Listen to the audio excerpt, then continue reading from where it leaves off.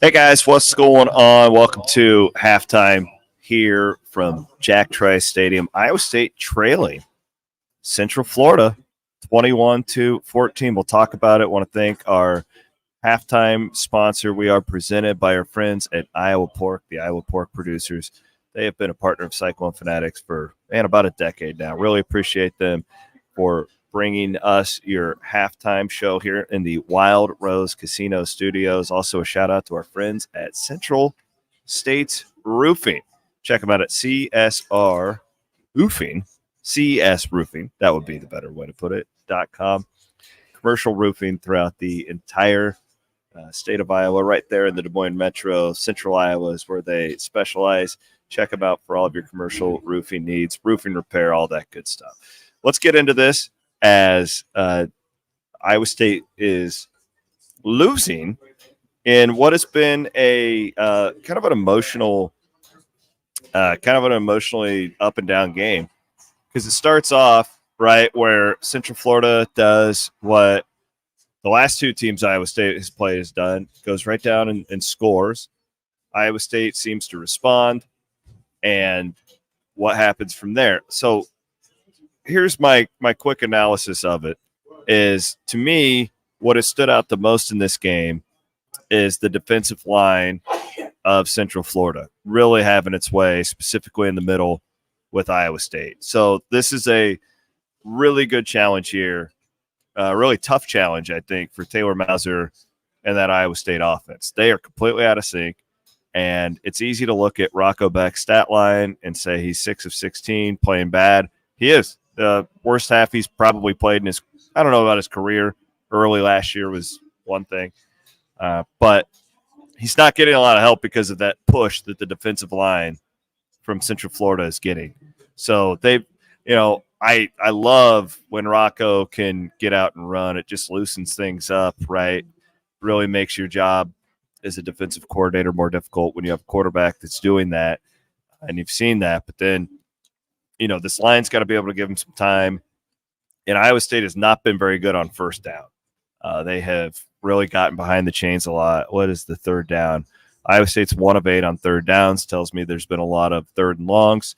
When you get into passing situations that are must pass and the defense knows what's coming, boy, that makes it tough.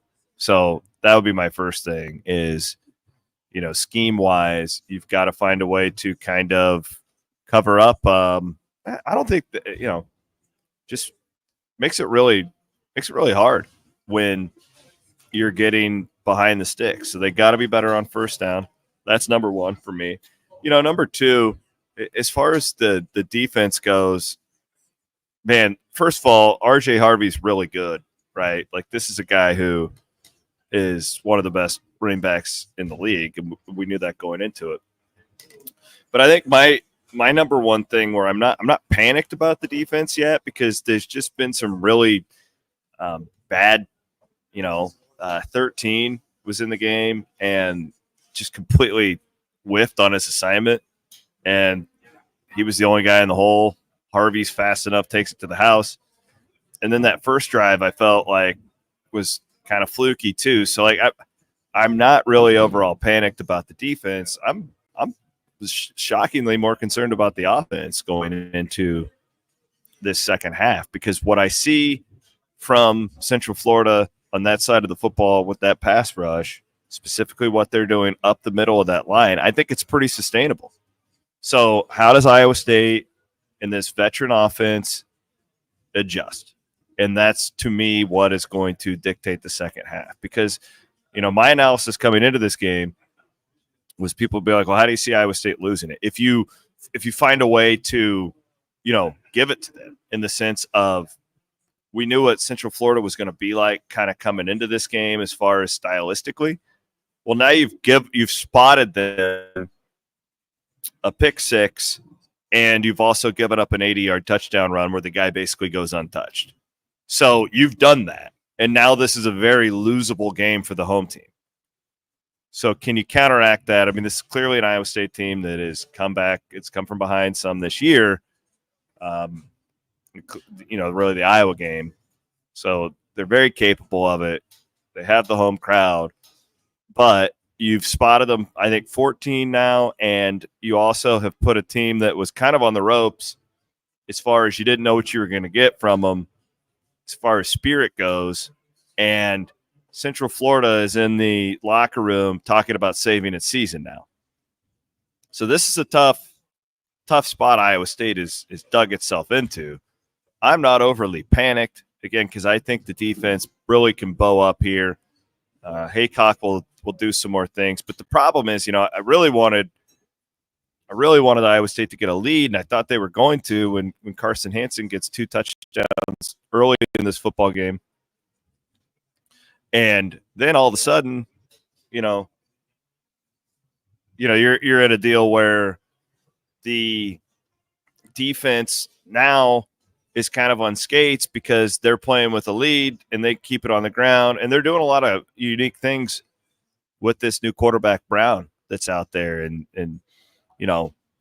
moving around and doing a lot of good stuff. So this is going to be a challenging second half for Iowa State, right? This is a freaking game, and you better buck up, and you can't at this point really afford to do much. No special teams collapses, nothing like that. Iowa State's got to be better on first down on offense, and I think I'm really anxious to see what Mauser comes up with, because the first 3-4 possessions, I thought, even if they didn't score, I thought they were super creative. They had Central Florida really moving around the place. Didn't look good. And then all of a sudden, that Central Florida D-line started to dominate. And why was that? And what can Iowa State do to counteract it? Some timing stuff. And Rocco has to make throws, too. Like, this isn't all on the line. Rocco's missed a handful of throws tonight that he normally makes. And he's got to be better in the second half. So there you go. That's my analysis.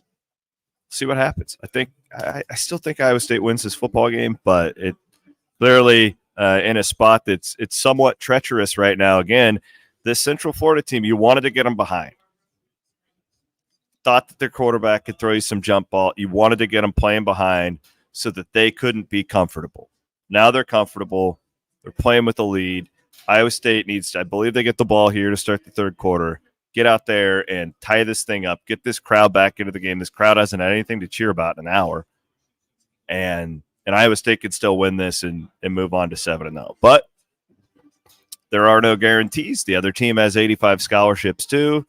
Gus Malzahn's a really good offensive football coach. He has a great game plan tonight, and they have D linemen that are playing big boy football out there. So Iowa State has to match it in the second half.